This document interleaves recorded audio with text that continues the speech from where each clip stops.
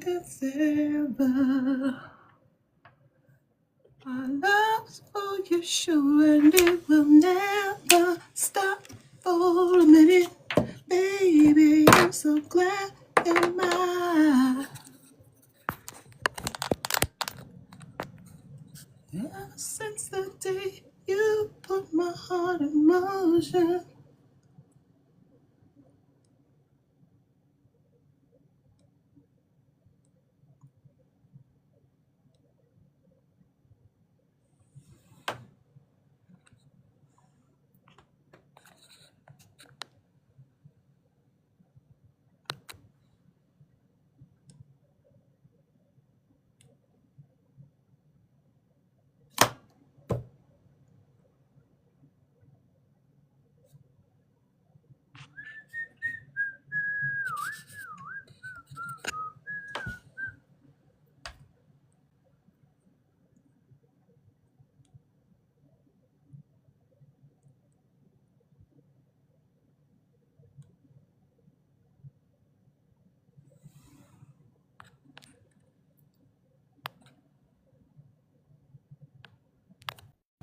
Okay, there we go. Hello, hello, hello. Hello. Okay, there we go. You spend all this money on this technology, and then you gotta beat it to get it to work.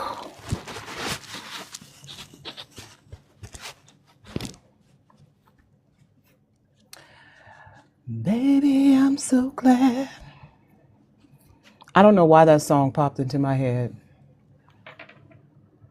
I'm channeling Judge Juli Mathew.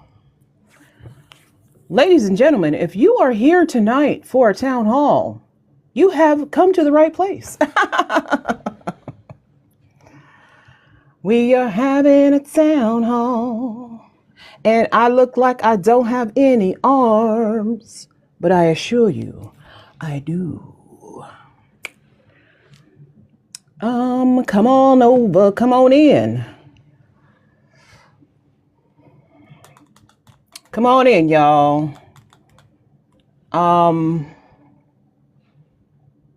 Tap the screen, perhaps. Share it out. There are 3 ways to share. Add it to your, repost it to your FYP. Y'all, my ADHD is bad, okay? It's bad. Anyway, coming in, say hello. Welcome to the OVC Town Hall. Welcome, welcome, welcome. We love having you. We love having you here with us. I hope someone sent the candidate the link.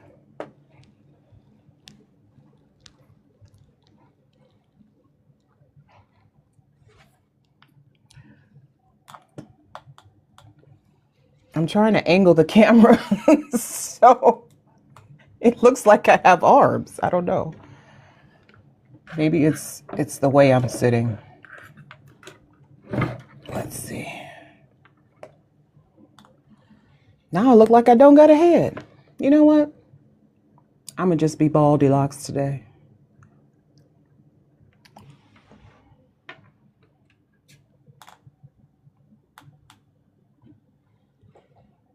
I assure you I have a giant head and long dangly arms.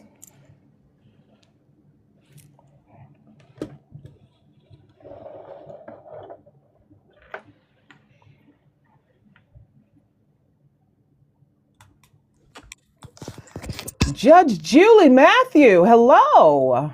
Hi, how are you? I am well. How do I turn on my camera? All righty, got it. Is this your first TikTok live, or are you a seasoned veteran? No, I haven't. This is my very first. Oh boy.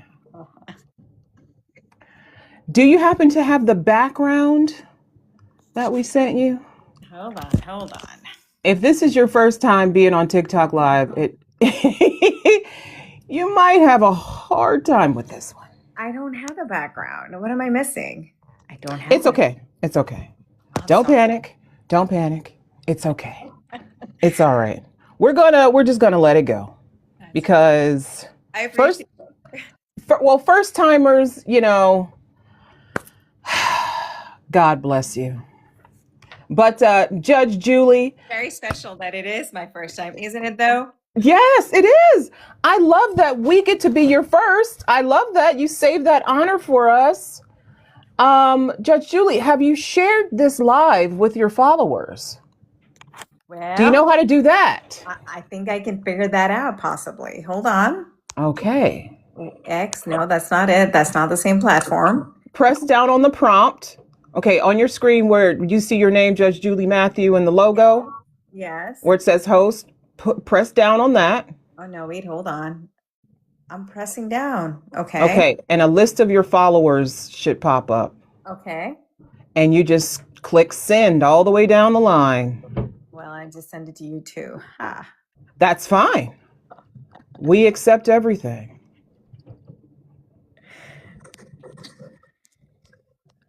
All right. But we want people to know that you're here and that you're doing this town hall and that you're sharing your ideas. And we want them to see your lovely spectacles. I love those. Oh, thank you. They were a little crazy when I picked them up, but it stands out. And I often wear black and white together, so. I didn't know that. And I'm wearing a black and white hijab over here. I did not know that. Yeah, very nice. All right. Okay. Sending it to a whole lot of people. Good. Good. You're allowed to accept gifts, I assume. You can get gifts from people. Donations? Well, on TikTok Live, people will send you, I'm going to send you a little so you can see. Okay. Sent you a confetti, and at the corner where you're looking, Got it. you'll see a number. It says 364. That's the number of coins. The gifts are equivalent to coins that if you wanted to, you could save them and just roll them over to use as coins in other lives, or you could cash them out and use them for your reelection campaign, depending on the rules of your state. But okay, we're going to let the people come in. Everyone, when you come into the live, please like the live, share it out. There are 3 ways to share. You can repost it to your FYP. You can add it to your story, and you can also send it to your followers, as Judge Julie and I were just discussing. Send it to your followers. Also, like the live. Help us get onto the FYP so we can get more people in here who want to hear me grill a judge. It's not often you get to do that, okay? This is the only time you get to do that. You go into her courtroom, you don't get to do that. You come here, maybe I'll let you do it, maybe. But yeah, come on in. I'm going to get this up to 1,000 before we start. And if you haven't done your daily heart me, go ahead and send your daily heart me to support the account. We love having people here. We love it, especially when you all are very polite in the comments. So if you have a question for Judge Julie, you may leave it in the comments, or you can hit the multi-guest option and you can come up and you can ask her the question yourself. This isn't a debate style. It's just a question and answer. So please be kind. Please. Yes. Hello, everyone, and welcome to our Vote Counts TikTok Live Town Hall. I am Ayana Fakir, and as I said before, we are here with Judge Juli Mathew, who is running for re-election to Fort Bend County Court of Law 3 in Texas. Texas. The primary is on March 3rd. You all have the first primary of the year, which is exciting. Are you excited? Nervous a little bit. February 17. This is the first day of early voting, and then primary itself is March 3rd. All right. So we're going to get you warmed up. I have a primary. I never had a primary before. You never, were you appointed or how did you come to this? So, I ran at a time when being Democrat in Texas, in Fort Bend County, was unheard of and uncool. And so I was the first group of Democrats that broke through that ground in 2018. And when I ran in 22, I didn't have any primary. So every 4 years I run. So this is the first time that I'm actually having a primary. Wow. And I went on Ballotpedia and you have one person running against you in the Dem primary, and there's one Republican candidate. So small field, just a little bit. You got a little bit of competition, a little bit. But so tonight we're here again with Judge Juli Mathew. We'll be talking about her background, the work of her court, and her vision for the future of law and order in her district. And of course, taking your questions live. If you've ever wanted to ask a judge a question without getting the gavel smacked down on you, this is your time. But first, let me tell you who we are. We are Our Vote Counts. We are a nonpartisan coalition of citizens from diverse states and backgrounds united by a shared commitment to empowering voters and promoting candidates who stand for integrity, inclusion, and accountability in upcoming elections. Our Vote Counts is more than a name. It's a promise, a movement, and a rallying cry for democracy. Together, we are shaping the future, one informed vote at a time. And I did shorten that a little bit, just so we could get more time in with Judge Juli. Fort Bend County is situated in southeast Texas and covers 885 square miles.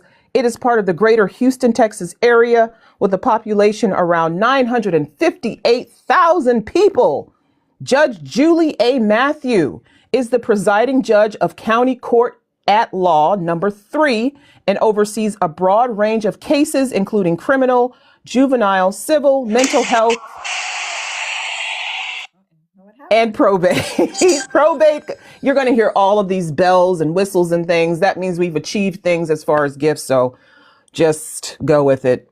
Probate, guardianship, and justice of the peace appeals in the county of Fort Bend in Texas. She founded Fort Bend County's first juvenile intervention and mental health court, the first in the state of Texas, a specialty court focused on accountability, rehabilitation, and restoring young lives. Judge Mathew, for those meeting you for the first time, please tell us more about yourself and why you are running for re-election. As I said, in 2018, I took the words of Mahatma Gandhi, be the change that you want to see in the world. I ran for judge and became the first Indian American woman elected to the bench in the United States and the first Asian American on the bench in my county. I was I was very happy to have done this and accomplished it. And it had a impact like never before to be able to make changes in the courtroom, to be able to help the community of Fort Bend County do things that were never done before. I am a wife, a mother of 3. At the time I ran, my youngest was 6 months. And people told me, this is crazy. Are you sure? How can you manage everything? And I said, this has to be done. So I believe that the community, the judiciary should reflect the community. So that was one of my primary motivations in running at the time. And I'm very happy that I did it. Awesome. And I notice you have a large plant behind you. Is that real? Please tell me it's real. It is. I have ficuses. Yes. Oh my God. You have no idea. I have one of those. And oh my gosh, she's a plant lady. She's a plant lady. I love it. I grew a pineapple in a pot and it gave fruit.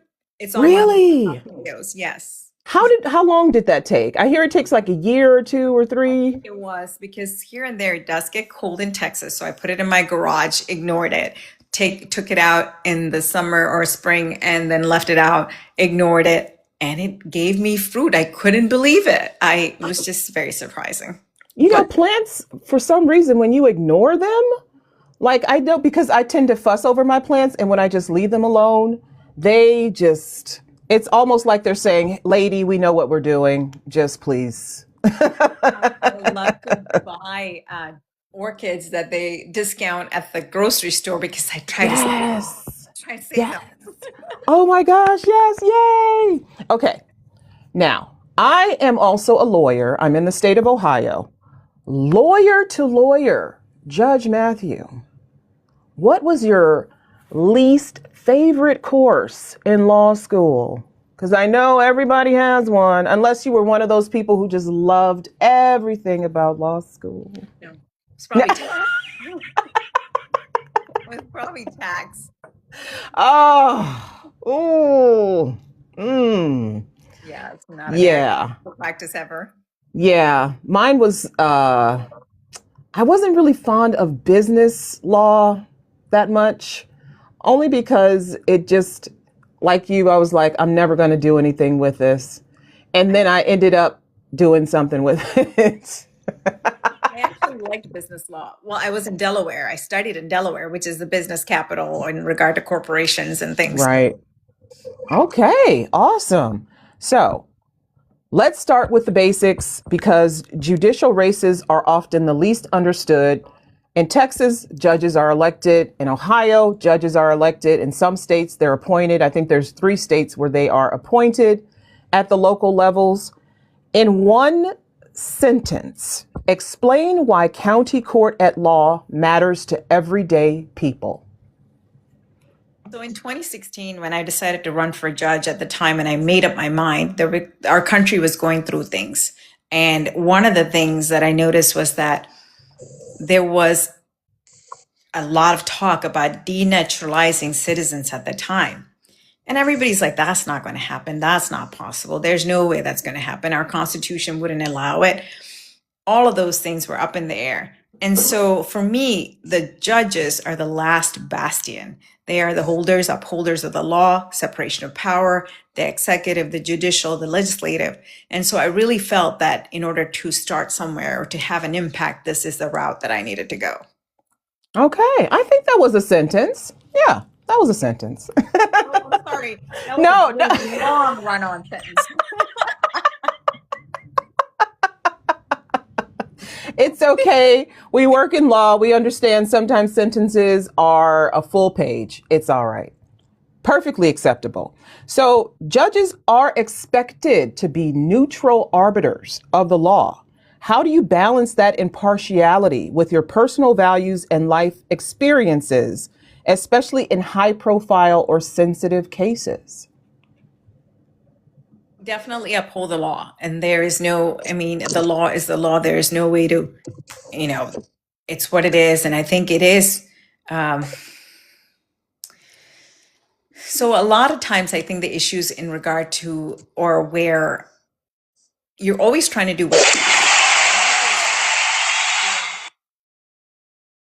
not just for what's best for the community, but also for the person in front of you. At the end of the day, you really want people change. You really want a best outcome, even for whoever's in front of you, whether it be a defendant, it be a juvenile who's done something, especially the juveniles. You want what's best for them. The juvenile court is about rehabilitation, making sure that we don't have the high school to prison pipeline.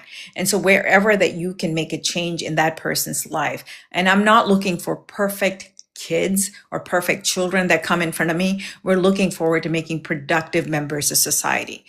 So if there is some rehabilitation method or technique or program available that we can send them to, that they're not coming back in front of me again or as an adult, then that's what we do. I think that's where you get to balance things out. Okay. So, what measures do you use to ensure consistent and fair outcomes across similar cases? I mean, the law is the law. I mean, Yeah. equally to cases, but every child, being a mother of 3, especially when children walk into my courtroom, I see them as my own and I tell them, listen, I'm going to treat you just like I treat my own children. I have a vested interest in how your case turns out. And I follow through with them. I mean, it's not, I check back on kids that I had years ago. I will sometimes, if I see their attorney out and about somewhere, ask them, hey, how did that child ever go? Do you have or still have contact with that person? I remember when I first got on the bench, there was a child in front of me during Christmas. His car, him and his friends were hitting cars from behind. And causing accidents and then robbing them. And it was a very serious offense. And I had to balance whether how do we make sure that this child succeeds in life at the same time become successful. I mean, at the same time I mean, is answerable for his crime. And so he was sent to a placement facility. He got the help that he needed. He got the counseling that he needed. And when he came back, instead of putting him with his family, we actually realized that where his mother resides was not the best living arrangement or situation because of her finances. And we worked out a plan where he was able to go and live with his aunt for a period. And it turned out the best thing. He went to college, and his attorney is a good friend of mine, and his attorney still keeps in contact with them. So I'll check on him here and there just to see how he's going. And it makes me feel good that we did cohesively as a group, as a DA's office and the probation department, work together, his attorney worked together to make sure that this child has a chance at life rather than punishing him and going to prison or going through the Texas Juvenile Justice Department. Right. And once they have one encounter with the justice system, it seems to be they're probably going to have another one and another one and another one. And you want to prevent that recidivism, especially when it comes to children. All right. I like that response. And as the first Indian American woman elected to the bench in Fort Bend County, U.S., not in the U, I was about to say that. And in the U.S., that's, I promise, it's right there. And in the U.S.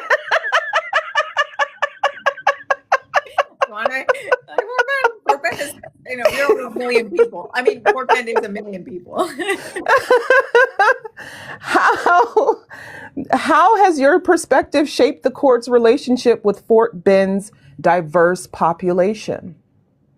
I get to, well, one of the things I really appreciate being on the bench is I get to experience so many cultures. Fort Bend is one of the most diverse counties in the country. So we have almost every different nationality people here, and to be able to go to festivals or to be invited to come and do this or that and learn people's cultures. I am fascinated by it. I'm fascinated by different food. I'm fascinated by different clothing. Just to have that exposure is beyond imaginable in that sense. And I love traveling. And that's one of the things, I don't even have to go outside sometimes. I can go to a Nepalese festival or I can go to a Filipino festival. They're all here. Everybody is like, this is one of the best places that I've ever lived in the country. Wow. And we do have one of my team members is in your county, Alice. I don't know if you can see the comments, Alice C. Yeah, she's in your county, and she's Hispanic, but she's like you, diverse, loves the food, loves the people, is always talking about where she lives, and I'm in cold Ohio with pierogies and sausage. I grew up in Philadelphia. I do know pierogies. Yeah. Can you point to specific policies or initiatives that have made the court more accessible or responsive to immigrants and non-English speakers? So we do have all of the major languages, all of our documents in the major languages. And if anyone requests an interpreter, we also have an interpreter available. I had an interpreter once that they were interpreting just sounds. I've never had that. It was just like clicking noises. It was some sort of American language that it was really like noises and sounds that the interpreter made that the defendant understood. Wow. Yes. All right. And again, if you're in the audience and you have a question for Judge Juli, you are welcome to come up or put the question in the chat and I will read them out. So you founded the Juvenile Intervention and Mental Health Specialty Court. Very important work. Very important. What measurable outcomes can you share showing its impact on youth recidivism, school attendance, or family stability? So we work on all of those things when we address the juveniles in our court. We have a probation officer assigned to them, as well as a counselor through Texana, which is our provider through the state, who visits them on a weekly, if anything, sometimes even a daily basis, because some of those kids need the hand holding. I am the accountability partner that comes in, the DA's office and the defense attorneys that are appointed to the court. I have two. I made sure they're also diverse. I have a Black female and I have a Hispanic male, because a lot of the kids, unfortunately, that we see are Black or brown. So I want them to be able to connect to the kids that come in and for the kids to connect to them. And I thought that was very important. Our DA's office, all of us work together. We meet once a month. We talk about the case in detail. We talk what's working, what's not working, how to make it work, or how to get to a point with that child. I believe our success rate is about 85%. I haven't pulled up the most recent numbers, but our court was studied in its initial stages by one of the universities here, and a nonprofit partner that was working with them had taken it to all of the legislators across Texas. And now when I go to the judicial conferences, I notice more and more juvenile courts popping up. And I really believe that is the impact that we have had. But due to political alignment, I may not get that due credit, but. Well, I mean, justice doesn't have a color, does it? Justice and accountability and helping the youth, that doesn't really have a red, blue. That's something that anybody should be supportive of, I think. Just my opinion. Just my opinion. But like you said, you cross the state, mental health services are stretched thin. This is pretty much across the country, honestly. How do you work with county agencies to ensure kids aren't simply cycled through court without adequate treatment? One of the things that I can truly say about Fort Bend County is we really spend the time and the resources on the children that come through. A lot of times in placement itself, we're sometimes spending, where we have resources and grants, that we spend almost $400 a night or $400 a day on a child at a placement facility. I mean, these are top-notch facilities that we usually have grants or provide or funding through. One of the facilities that I visited was Boys Town in Nebraska. I'm not sure if you're available for it. Father Flanagan started that during the Depression era, and it's still ongoing. And anything that it's like a college campus, and like an amazing college campus. And so I had several children placed there, and they, during their probationary period, they're there 6 months, 9 months, 12 months, depending on how well they do or how long their probation is, or even if they fail out. Sometimes if it's a felony offense, when they fail out, I have the option to send them to Texas Juvenile Justice Department, or possibly if another placement facility wants to take them, I can take them there. And I had an individual that ran away from the placement facility. We found her in a home with 2 adult males. Oh, wow. Drugs in her system, and possibility of being pregnant. And then she came in front of me, and obviously it was a felony. So I had the option to send her to the Texas Juvenile Justice Department. And I've talked to her so many times, and I just could not get through to her. But I said, this is your final absolute chance. There's another facility that's able to take you, that wants to take you, that is able to give you. And this one was maximum security, almost like meaning that they are full on under constant watch. So I sent her there, and she finished it successfully. So, oh, great. To be able to have that, and so we do have the success, and it comes like when I was reading her case review that came in front of me recently, I was almost about to oh God, what am I going to see now? And to see that it was actually positive, I was very, very thankful. So you mentioned grants, which means you probably have to do a little bit of fighting and pushing to get money from, I don't know if it's from the county or from the state. So the state, and there's also juvenile justice grants throughout the country. I don't personally have a part in that. Our probation departments, our juvenile probation department have extraordinary people working there that handles all of that. And we really are I mean, our program at Fort Bend County in regard to juveniles is probably one of the best that in the country, possibly. I would take it that far. Okay, I hope that other states, counties would use your court as a model. I'm in Cuyahoga County in Ohio, and we don't have anything like that, but we do have a very nice, tall juvenile justice center that could probably fit something like that. But it would take someone like you with the initiative, with the passion for it, probably, to make that happen. I can feel your passion. I love it. Are there specific changes you'd advocate for at the county or state level to strengthen mental health support for young people? So, in regard to young people, I think we have possibly reached a good benchmark. When I was the administrative judge for the county courts, in regard to the and there were a lot of adults in our jail who did not have adequate mental health cared for, because the wait time for beds were anywhere between 6 months to a year in Texas for a bed at a mental health facility hospital. Wow.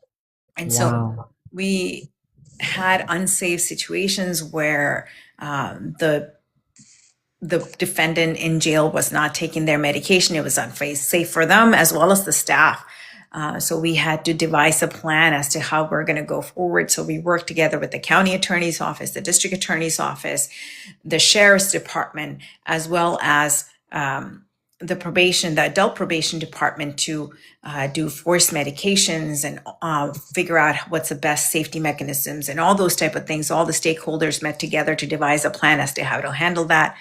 So, and also once a year, I have a conference, Keeping It Real.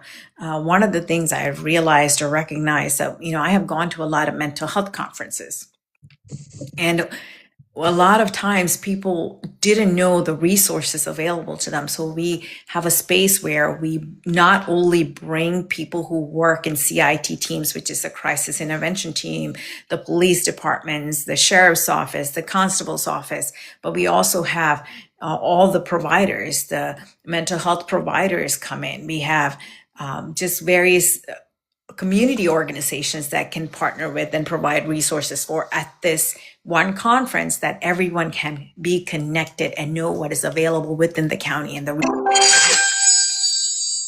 Okay, so again, I love that we're talking to you. You are the first judge. We've had nearly 100 of these almost, and you are the first judge that we have been able to speak with. So I am very honored that we have you here.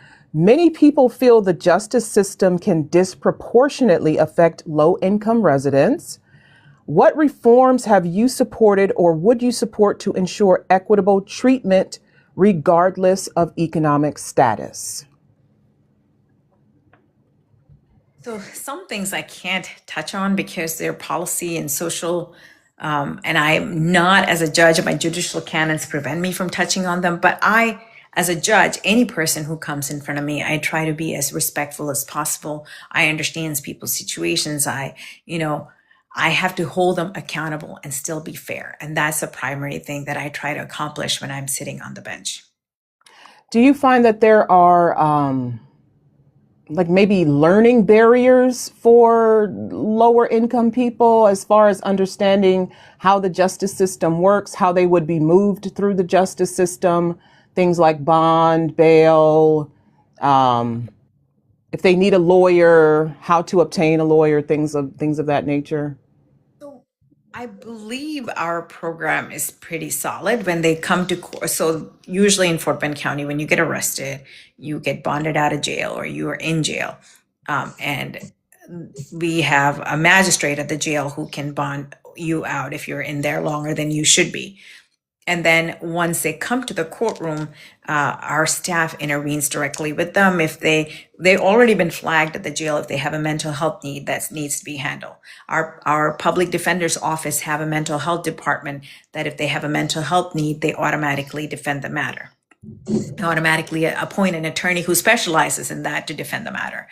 If they still at the jail, if they said they're going to get their own attorney, or if they didn't qualify, then they get to, when they come to our court and they haven't found an attorney, or they need an attorney, or at that point they're indigent, we send them to the Indigent Defense Office where they can apply to have an attorney. And there are people who are indigent, or I'm sorry, the people who are may not, or they may still not meet the mark in regard to indigency, and they can still approach the bench and ask, Judge, I just can't pay for an attorney, and these are the reasons. And if they give me the reasons and they're valid, I can still appoint them an attorney to handle the matter. And we also have attorney of the day in the courtroom itself on the days that I handle the criminal matters, so that really? Yes. So if they have a need, that we can appoint that attorney of the day to their case. Oh, okay. I like that. So, what is your approach to sentencing alternatives like diversion or restorative justice, particularly for nonviolent offenses? So that's really handled through the DA's office, the district attorney's office.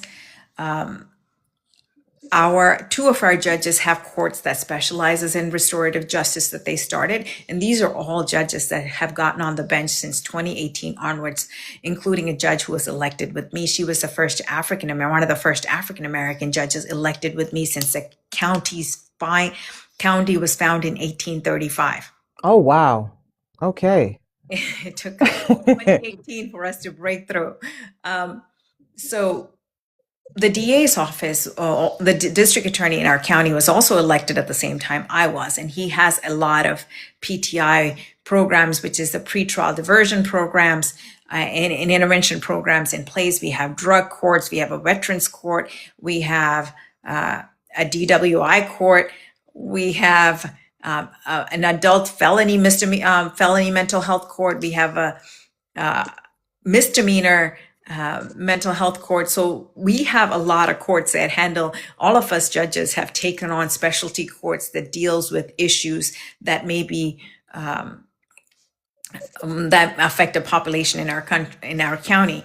And so I think we work well in bringing change to our community and our county through the actions that we do. And I think we have had an impact. I mean, we may not go to, one of the things I think someone who's running for DA, I heard him say, we don't have any trials. Well, a lot of people take the PTI programs, especially first-time offenders. And if they successfully, and it's not easy, they really have to do work. And if they complete, for example, taking classes, they do anger management, they do, I can't remember all of them, but if they go through the things that they need, do the steps that they need, get the testing that they need, and do the community service that they need, all of those things, then they can get this one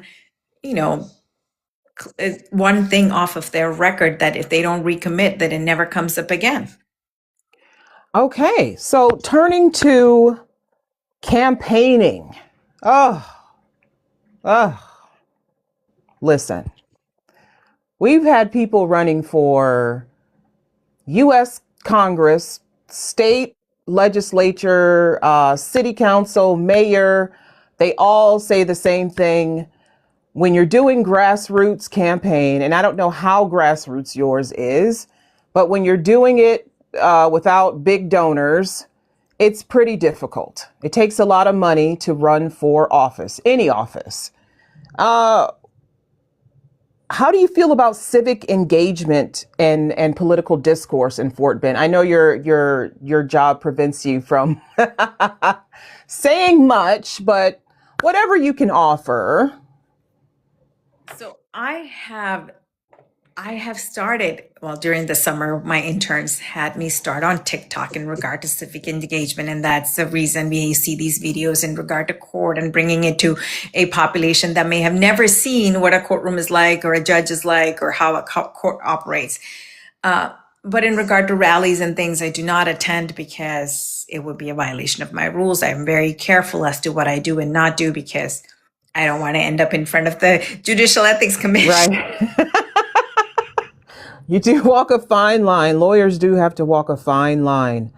So how has it been, though, talking to people about what they see as changes that might be needed in your court, or if they think everything is going well, or if they've had no experience with your court, why should they vote for a judge? Oh, judges, they're mean, they're evil. Ugh.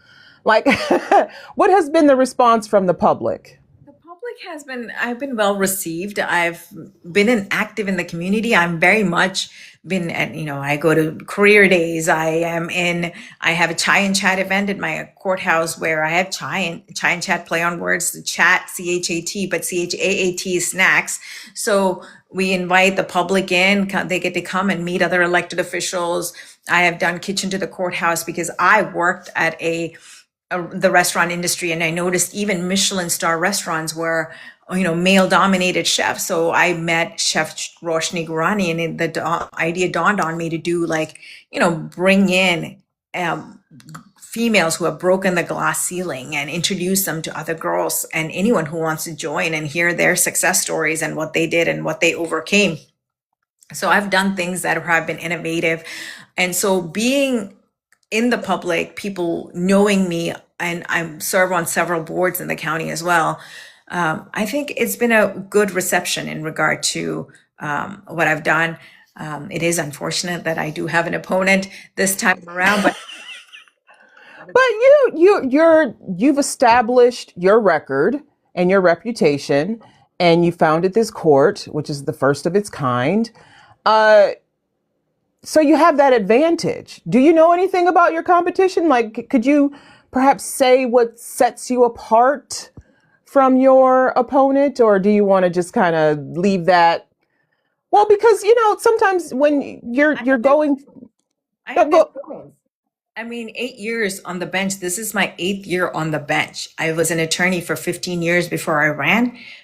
How do you compete with the experience and the knowledge to handle 8 different subject matter jurisdictions? Civil cases up to 325,000, criminal misdemeanor cases, juvenile felonies and misdemeanors. What else? Probate, guardianship, mental health commitments. That's a lot. That is a lot. That is a lot.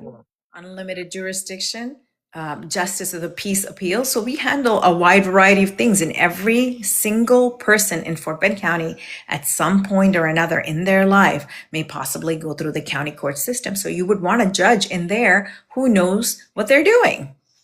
Right. And there's the impression from the public that judges have to be tough on crime.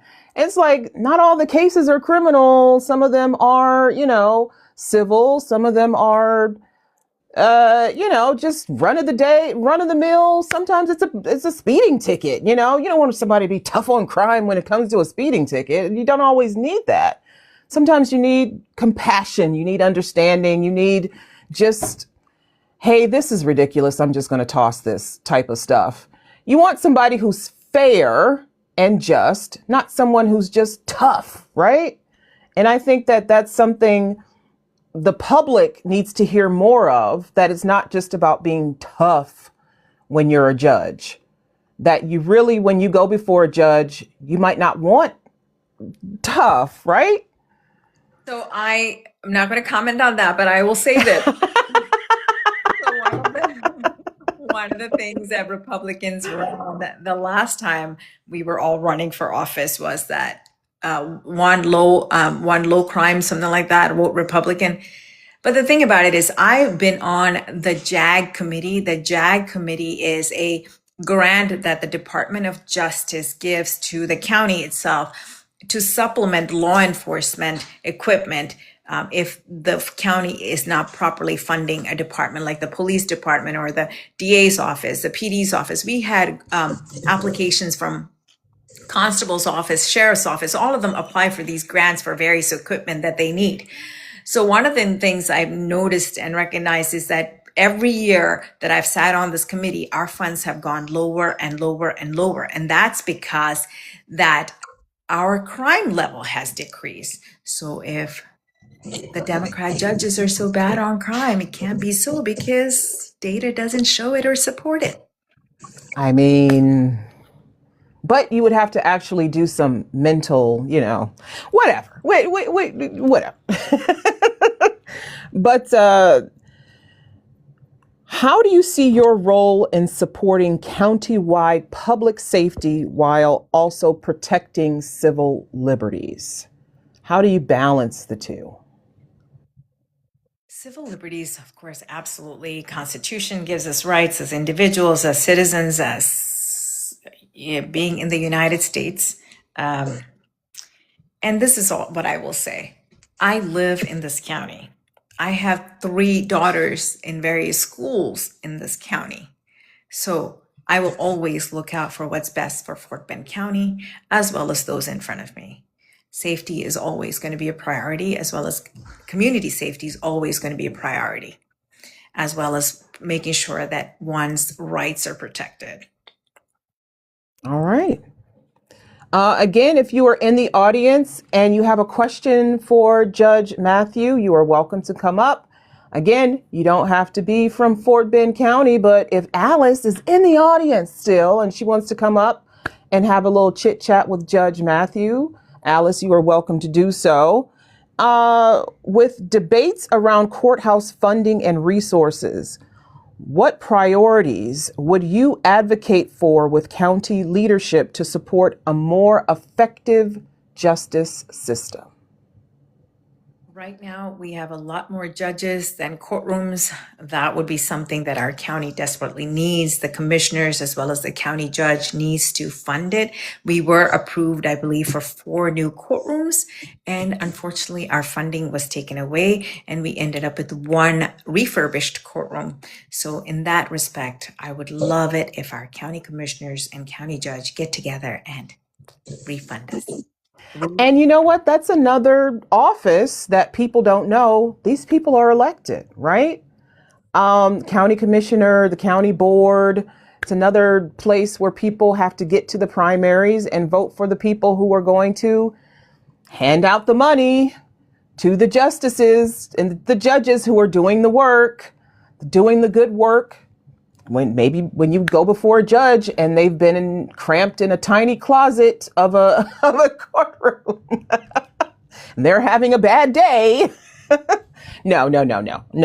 But yeah, people don't think about this, right? They don't think about the county offices. They don't think about the city judges and the prosecutor, even the DA. In my city, we have it's a small town, but we have 1 judge and 1 city prosecutor. But in the city of Cleveland, there's lawyers, judges, there's the city council, there's this, there's that. And there are all these offices that people don't realize they have to vote for, especially if they want, like you said, be the change you want to see. So how do you see yourself bringing people to the polls? You got to get people to the primary. And the primaries are notoriously poorly attended, right? You get less than half of registered voters there, but that's where you need them because you're running for a chance to run for a seat in the November election. How are you getting people to the polls, Judge Mathew? Well, 1 vote count is one way. Right. Audience, Alice, hopefully you will come out and vote for me.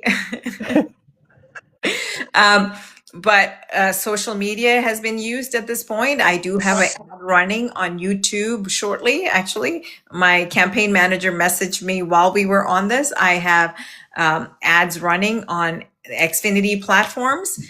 I mailed mailer to all the triple Ds. I send campaign cards out as well to all triple Ds, meaning people who have voted 3 times in the Democratic primary. Oh, okay. I have also friends who are block walking for me and door knocking or leaving my material at people's houses. So we're out there. Hopefully we will have the momentum that we need to go forward in the general election. I think there was a question I did want to address. Somebody said, does Texas have courts that handle everything? So we are a general jurisdiction court. At some point, if the judges on the county level, which currently there's 6 of us, decide that we want to handle different things, we can decide to do that. All of us kind of have decided to stay on and handle all these multiple things. For me, it keeps me very much on my toes, and I like walking into court maybe Monday mornings handling juvenile, Tuesday handling my civil and my criminal, and Wednesday and Thursday probate. I like having the different things, and it keeps me on my toes. It keeps me, for me to read and figure out things. And I like the variety that it provides. All right. I hope that person is still in here, but that is, I like that answer. I love that too.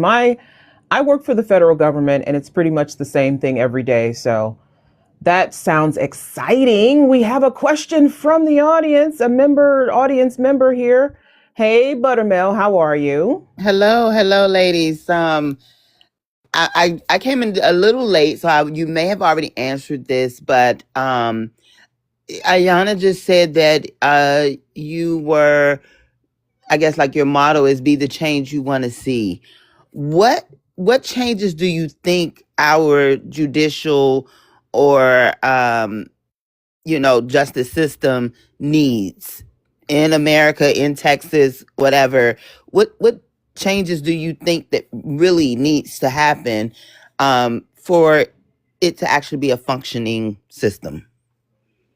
So I am limited in what I can say in regard to that, but I will say a few sentences. I think the judiciary, once the judiciary reflects the community that it serves, I think a lot of changes will come that way.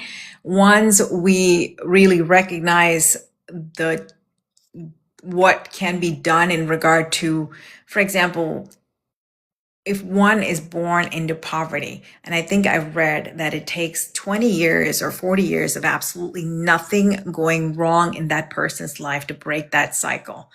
And so understanding where people are coming from, I think once the judiciary reflects the community, I think that change will come. I think progress is being made, but we are still behind in a lot of things. And unfortunately, I cannot address it. I really wish I could. And one of these days, if I ever run for anything other than judge, I will be addressing those things. Oh, that makes me sad. Do you all see how ethical Judge Matthew is? I mean, Yes, she walks the straight line. I love it. I love it. What other offices do you get that type of response from, right? You know, right. usually people will just be like, well, here, blah, blah, blah, blah, blah. And she's like, no, I can't answer that. I can't.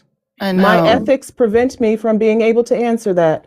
Other people are It just like, really I have no ethics. Here's the answer. we really are held to this high standard of what we can say and how. But a lot of the things, I mean, you may have missed some of it. I have established the first juvenile intervention and mental health court. I have a yearly mental health conference that I do in May. We have programs. One of my fellow judges does a core court, which is girls in the system who've been trafficked. We have the Veterans Court specifically for veterans who have served for our nation, Hmm. who have encountered some sort of an issue and problem has landed in the justice system. So we have programs in place in my county, especially for those who have or tailored for the community that we serve. And I really believe when judges want to see that change in this world, that it will happen.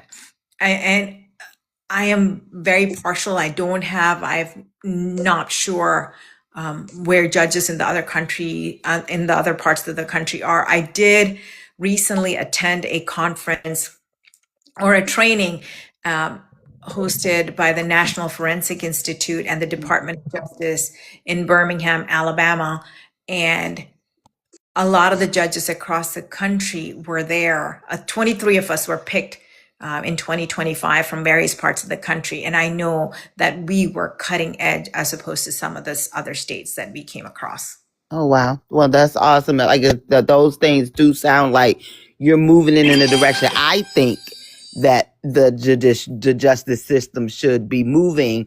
My last question to you is, do you think that you will stay local, or do you have ambitions to move to a higher judicial thing? Like, I mean, not even just like Supreme Court, but like you have federal or state Supreme Court, or the what do they call the other judges? Like, So, what do they call? Go so ahead. as a county court judge, the moment that I say that I have aspirations to run for something, I lose this position.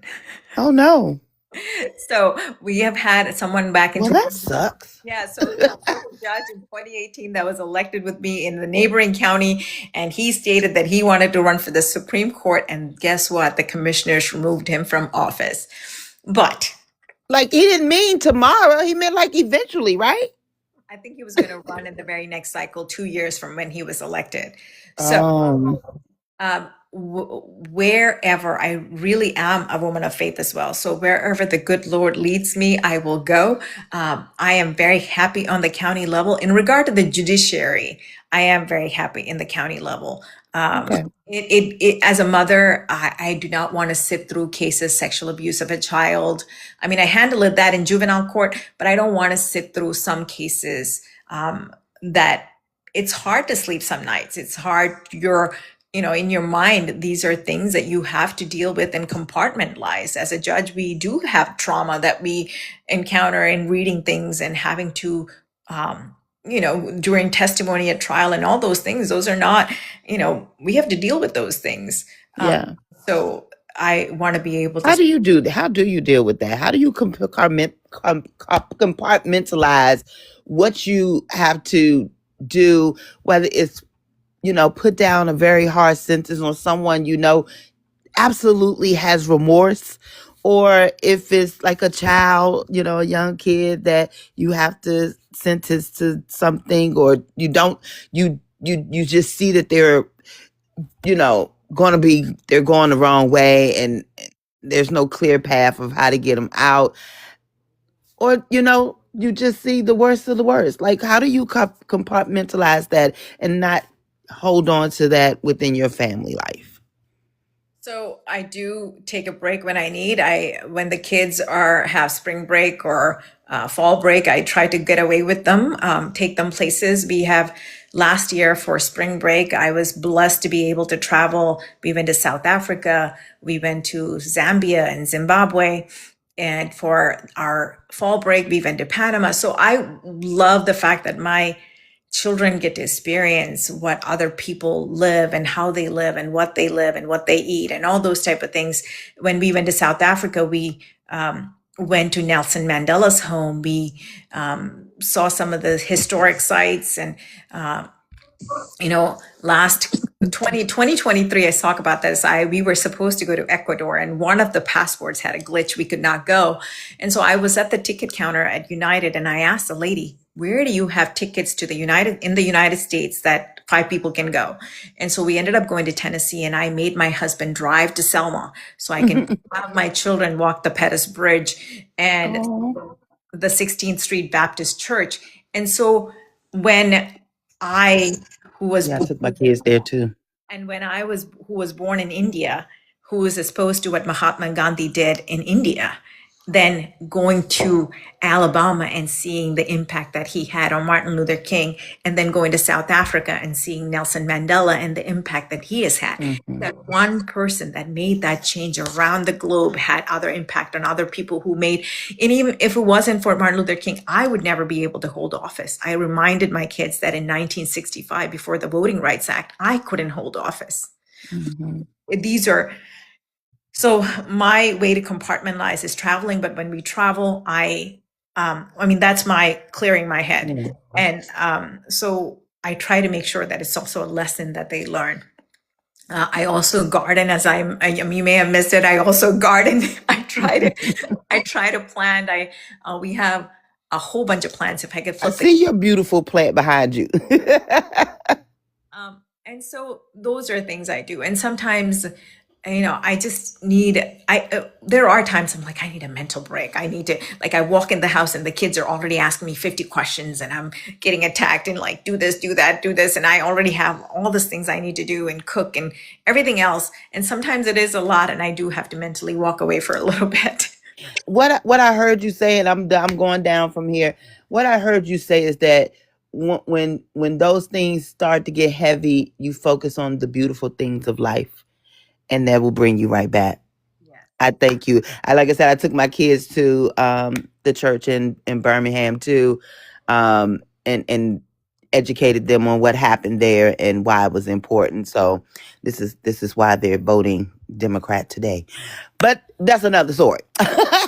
Thank you all. Y'all have a good night and good luck. Thank you, Buttermilk, so much. I appreciate you. All righty.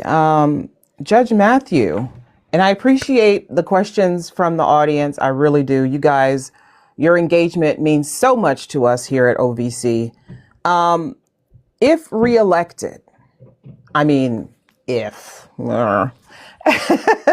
what specific goals do you want to achieve in your next term that you didn't fully accomplish in this last term?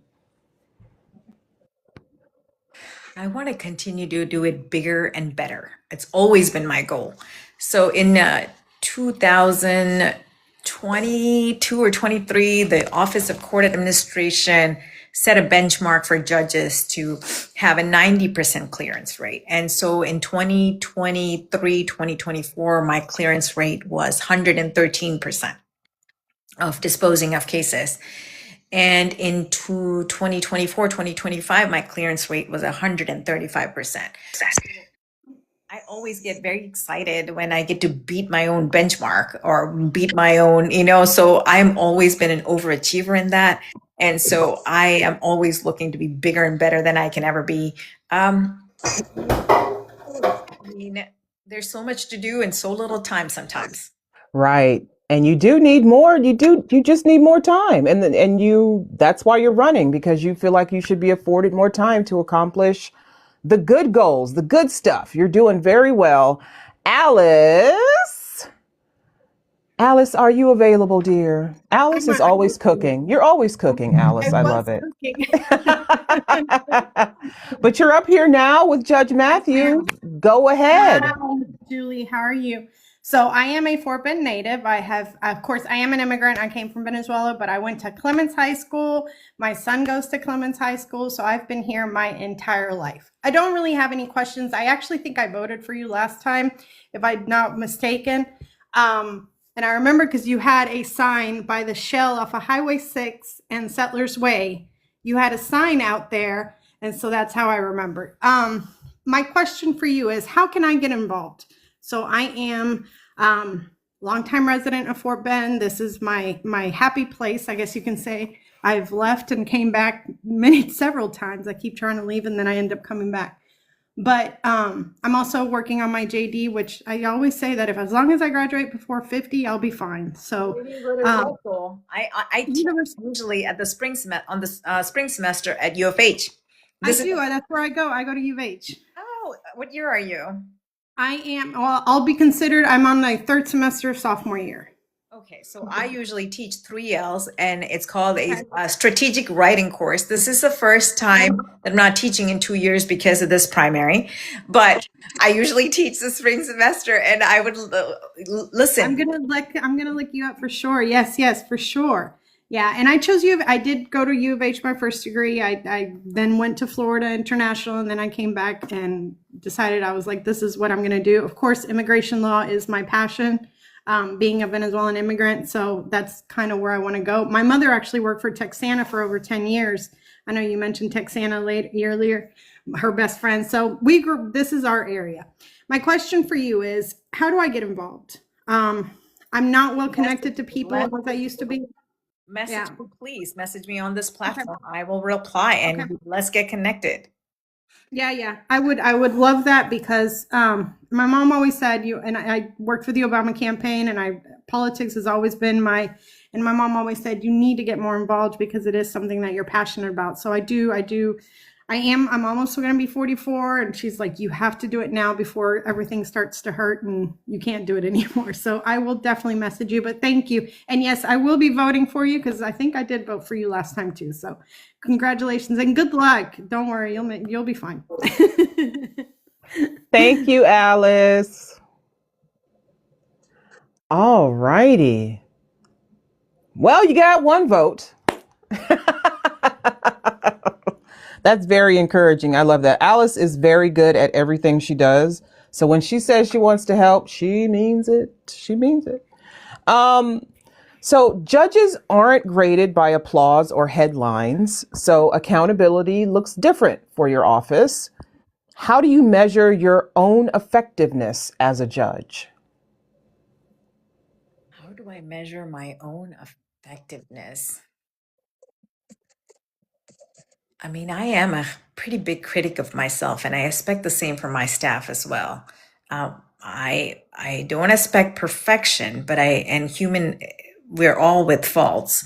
Uh, but I always, when I was running, envisioned a court that was a well-oiled machine, meaning if somebody needs something, you have somebody who answers the call. So my staff knows if somebody calls, whether if they're not able to get the call, they return the call. We want to be approachable, just being available. I think if I hear of an issue or a problem, then I make sure that we address it and we figure out how to best deal with it. I think that's how I measure problems, is how we don't have repeat problems that happen again. That same Right. won't happen again. So Okay. that is my measure. I don't know how well else otherwise. I mean, I'm very much, when I lie in bed, I'm usually thinking of, could I have done this differently? What could I have said? Or how can we make this better? My mind is constantly running. Or if you have a defendant who was particularly upset with an outcome, do you ever find yourself ruminating about that? Like if things were done the best that they could have been done, if this T was crossed and this I was dotted, or do you just say that's justice? That's how it works. Somebody's going to be unhappy. No, I mean, we do think about it. It took me last week, I had to decide on a case whether the child was going to our prison or whether I was going to keep him at the juvenile justice department, or parole him out. And so it took me, the probation department was trying to figure out what they wanted me to do with this child. The DA's office was pushing me what I wanted to do with the child. And I said, I'm not ready. I'm going to have to think this through. So I took a few days to rule on that matter. So I don't know. I don't believe there are. I mean, I still think about, hey, did I make a right decision on a case or not? But you do the best with the information that you have, and you do have to. That's something that you have to do as a judge. It's what the information that you're given is what you're to rule on and move forward on. Okay, and we do have another question from the audience, from Stevie. He says judicial races are low information. How can we? Oh my gosh, my screen. How can voters get a better awareness of a judge's performance? Office of the Court Administration has data that's available on their website that you can pull it by county in regard to clearance rates. But the best information that you can get about a judge is probably forums that we hold. We have had I was at a forum till about 10 o'clock last night. Oh, wow. 11:30. And that forum, there was hardly anyone there. I was on a forum the night before, hardly anyone at one of the libraries in our county. This forum was at an event facility at our county. So there are forums that happen all the time. If you subscribe to whether it be the Harris County Democratic Party or the Harris County Republican Party, any of the parties, they'll give you information where there are forums where you can go and meet your elected officials who are running for office. Also, all of the candidates should either have a Facebook page or a website that they can look at. Mine is www.judgejuli.com. No E in the Julie, not Judge Judy, but Judge Julie. And you'd be surprised. You'd be surprised how many people call me Judge Judy. I'm not. I wouldn't be surprised actually, because Judge Judy, I mean, she's even got a show on Amazon now, so she's everywhere. So they see Julie, but they hear Judy. I even had a shirt made recently that this is the place that I've used for my embroidery all the time. I go to them. They have made at least 20 different shirts for me embroidered or more. And one of the shirts actually said Juli Mathew. Well, and you're like, but you know me, I'm here all the time. Wow, that's. I hope that answers your question, Stevie. But yeah, along that same vein, what would you say to voters who aren't familiar with the difference between county courts at law and other judicial bodies, and why your work matters to their daily lives? So a lot of the decisions that we make, as I said previously, the residents of Fort Bend County at some point or another will go through the county system, whether it be in death or life. If their will is getting probated, if they have a trust, they go through the district courts. But if they have a will or if they have property that they own in the county, at some point or another, they would have to go through the county court system. We're a mid-level court. The lowest courts in Texas are the municipal courts. The municipal courts in Texas handle tickets, handle minor code violations in the city, things like that. The second level of courts we have in Texas is the Justice of the Justice of the Peace. They handle, I believe, still everything under $20,000. They handle truancy. They handle code violations sometimes, as well as traffic tickets as well, and Class C misdemeanors. My court is a county level court, which is a mid-level court that handles in Fort Bend County. In other counties, the criminal courts and the criminal courts, civil courts, all of those are separated, not in Fort Bend County. So we handle everything, a gamut of subject matter jurisdictions. The district courts in Fort Bend County handle civil cases with unlimited jurisdiction, meaning it could be millions of dollars, or I don't know what the starting is anymore. It's been a while since I left law school, or since I had to figure that out, and since I've been an attorney as well. And then criminal cases, capital murder, all those things they handle. Then above them in Fort Bend County, in Texas, in Houston, this area, we have the First Court of Appeals and the 14th Court of Appeals. Those are appeals court. And above them, we have the Criminal Court of Appeals and then the Supreme Court of Texas. So those are our courts in Texas. And then obviously we have the federal courts. Those are through appointments. The Supreme Court and the Appeals Court run on a 6-year term. The Justice of the Peace, the county court, and the district benches run on 4-year terms. Wow. I don't think I could do that. I don't think I could rattle. Oh my gosh. You know the whole thing. Like, why wouldn't anyone come to a forum to see you? Honestly.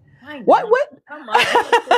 Why do you think things like that are poorly attended by the public? Do you think it's just the lack of civic engagement, or people are just like, I don't want to go before a judge. If I don't have to talk to a judge, I don't want to talk to a judge. So, last week, it was kind of disappointing. Last week, I went to drop off one of my yard signs at my family member's house. And she's like, and I also said, hey, can you call some people and tell them to make sure they come out and vote for me? And she's like, what do I get from voting for you? I know she's joking, but it still kind of hits that, part of you that's like, I mean, it's not, and as John F. Kennedy said, it's not what you can do, it's not what you can what do. Your country can do for you, but what you can do for your country, right? Really it's like, it's your right. And people have died for this right. There was a poll tax at some point in regard to people wanting to vote. All these things, this is just, you may not know every single candidate. If you want to research it, you can. There are the League of Women Voters put out a chart. There are other people who put out information on judges, information on candidates that's on the ballot. Look it up. I mean, these are things that affect your life. They surely will. I have had people call me, I can't give legal advice, but at least I can direct them. Hey, talk to this department, talk to that person, talk to whomever, just because I have an insight that they may not have because of the position I hold. So it's not, sometimes when I hear these, like, what are you going to do for me? I'm like, I may not be able to do anything for you, but I'm able to help somebody. And we can't just live in selfish thought process in life. It's not just about us. And I think when we lose that sight of other people as well, that our actions have impact on other people or what we can do for humanity as a whole, I think that's when we become so, I don't know, like, there are people that lose touch with reality as to, it's all about them and they're not thinking of anyone else. And I think that's a selfish way to live. And I always say, if you can explain it to a child, then you can explain it to anyone. When you talk to your daughters about this, when they ask you, Mommy, what do you do every day?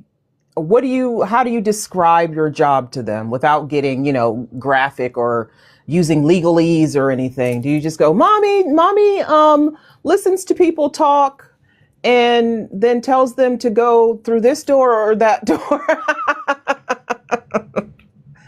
So they've seen me work. So the two younger ones, the youngest was 6 months when I ran. The middle child was a year and a half. My oldest was 12. So I don't know, in their collective memory, they know me anything other than a judge. Even with my oldest, I think, really, she probably only seen me as, probably a judge. I don't know if she recalls maybe when in her younger days when I was just an attorney. But they know what I do. I've gone to their career days this year. I decided not to do it, and they're very disappointed that I'm not doing it. But Aww. I'm in election mode. We're going to have to finish. Right.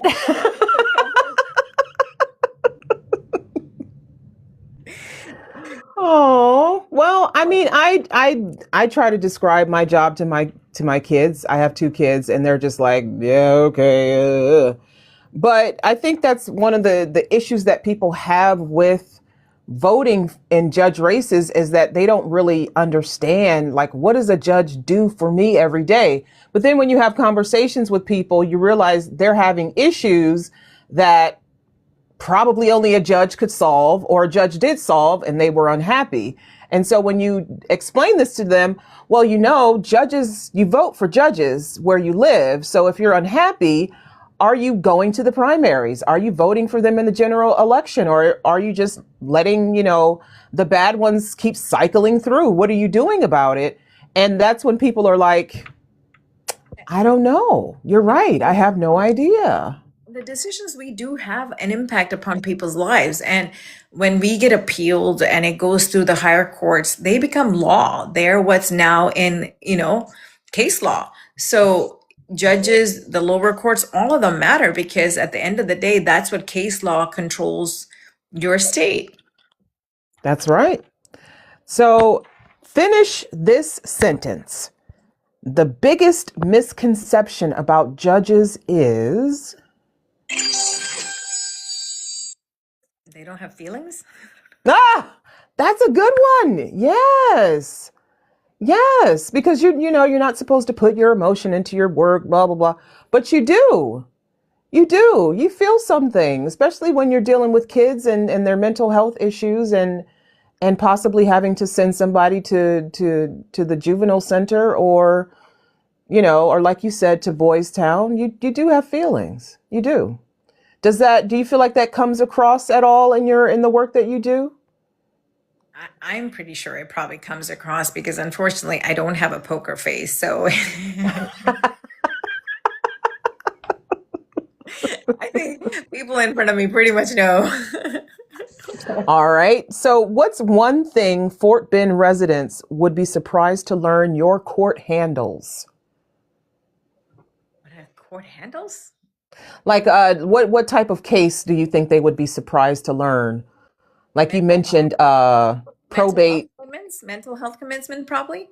So when a call is made to the crisis, or rather now the police departments and the sheriff's office and the consul, they all have the crisis intervention team, CIT team, that has mental health commitments. So initially when a person has a crisis and they're called, these teams will go out. And the justice of the peace makes the initial commitment to the mental health facility. But in order to keep them there longer, whether it be 30 days, 45 days, 60 or 90, which is what happens, a county court judge has to sign off on it. And so we're taking away their due process rights, and those cases come to us. And I think that's probably one thing that people don't recognize. Okay.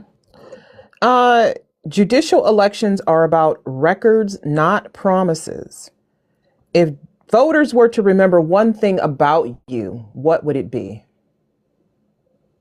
I have been here for the community, and the promises I have made, I have kept them. I said I was going to move my dockets efficiently, and I have done that. I have done what I've said. I have kept my promises that I've made in 2018, and I continue to uphold those things with the highest integrity, and experience matters on the bench.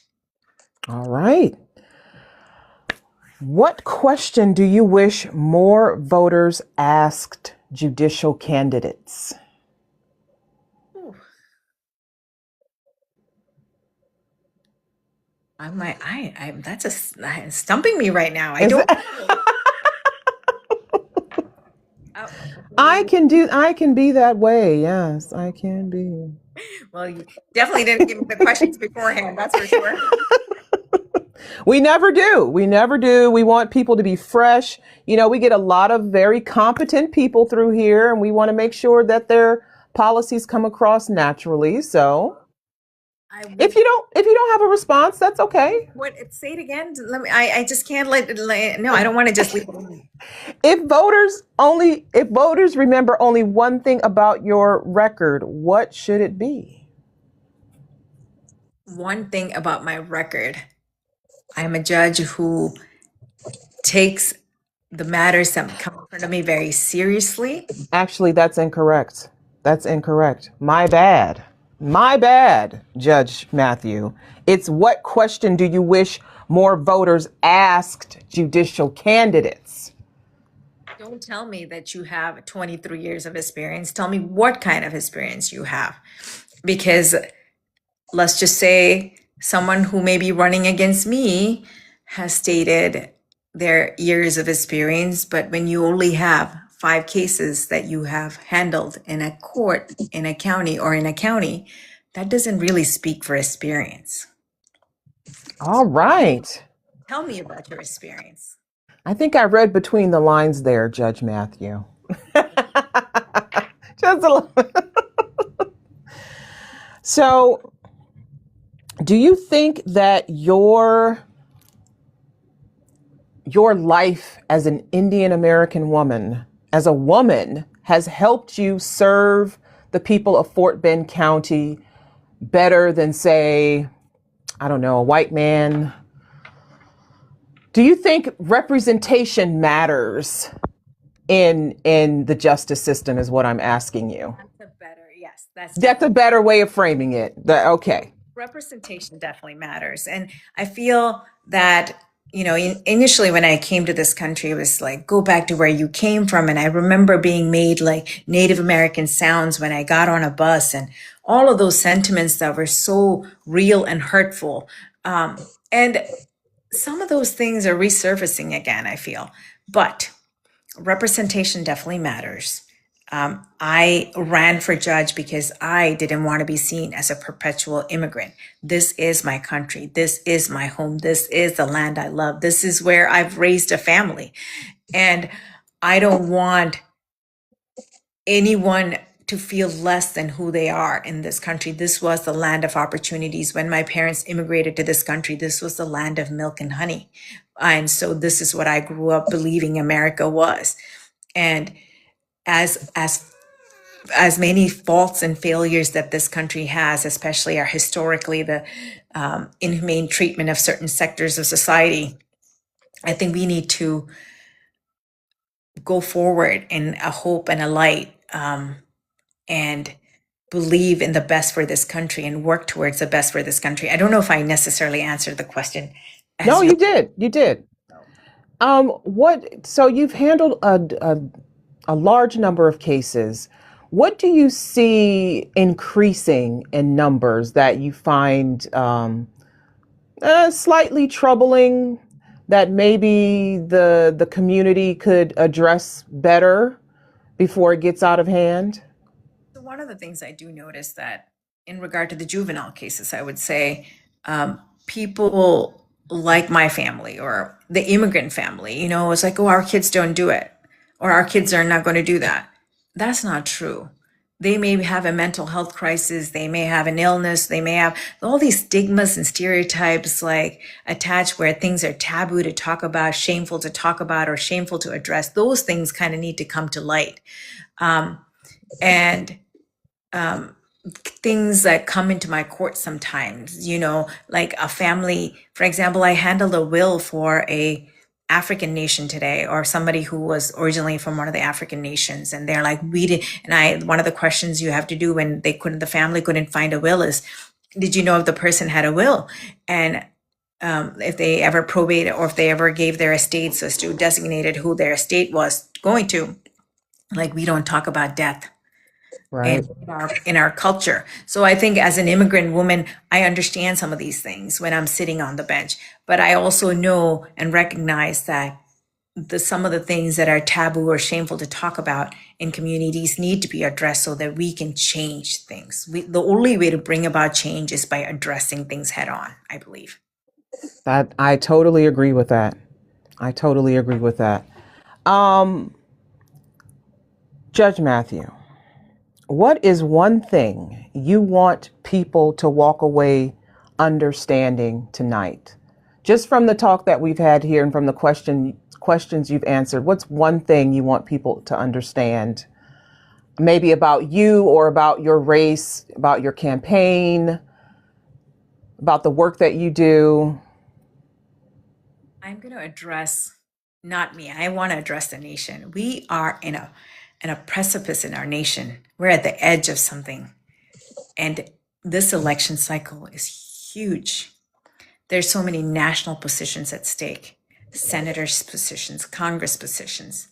Of course, I'm on the ballot as well. Please make your voice count. Please go and vote. The only way that we can make the change that needs to happen in this world and upon our country is by people voting. Make your voice heard. Last election cycle, there were a lot of people that sat out. And, there is that saying, when you're on a plane, they tell you, put your own mask on first before you take care of the person next to you. And so I used to be like, there's no way I'm saving my child first, but really is. We have to, I think people were worried about, and you should be as a human being, but people were worried more about another part of the world or another country or what we're doing here or there.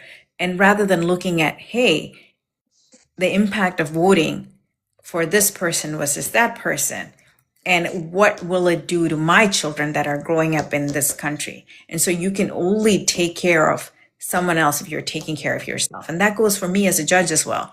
So make your voice count, go and vote in this election cycle.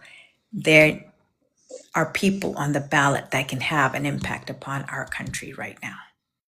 All right. I hope you all heard that. You can make a difference. You absolutely can. 100%. It's not hyperbole.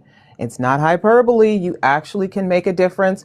And remind the people when early voting starts and the date of the primary and how they can support your campaign. So early voting starts on February 17th until February 27th. We even have a weekend in there that people can go vote from 7 a.m. to 7 p.m. And you can vote anywhere in Fort Bend County. You can also go to www.judgejuli.com and get my information. Please come out and vote and support in any way that you can, whether if you live in Fort Bend County, if you want to put up a yard sign, if you want to make a donation, financially make a donation, you can. Individuals can make up a donation up to $2,500. Or if you want to make $26 for 2026, that we appreciate it as well. Any amount, please help out. Judicial campaigns are also expensive. It costs anywhere between $150,000 to $200,000 to run a campaign. Wow. Are the endorsements rolling in? Are you? So I've never been the one to seek individual endorsements because I really feel that I should be able to stand on my own merits. There are two organizations that have endorsed me. I'm still waiting for the AFL-CIO, but I've had Engage, Impact, Indian Impact, and a few others. It's a little bit harder with the judicial races. A lot of organizations don't do judicial races or they stay out of it. And then since we're not as big as Harris County, I think a lot of them focus on Harris County as opposed to Fort Bend County. We're only 1 million, Harris County's millions. So. And just to satisfy my own curiosity, what do you think about the state removing the ABA accreditation from law schools? Okay. I love you, Judge Mathew. I really do. I love that you stick to the boundaries. I love it. I love it. I appreciate it so much. I have loved this conversation with you. You are a delight. I really admire the work that you do. I know that it is appreciated in your community because the issues that you're dealing with are issues that go unaddressed in some places. And the fact that you have the resources and the court to do it and the people who are willing to help, I know that the people in your community appreciate it. If you all are in Fort Bend County, Texas, remember, your vote counts. It absolutely does. Vote locally. Don't forget to vote in the primary. Down the ballot.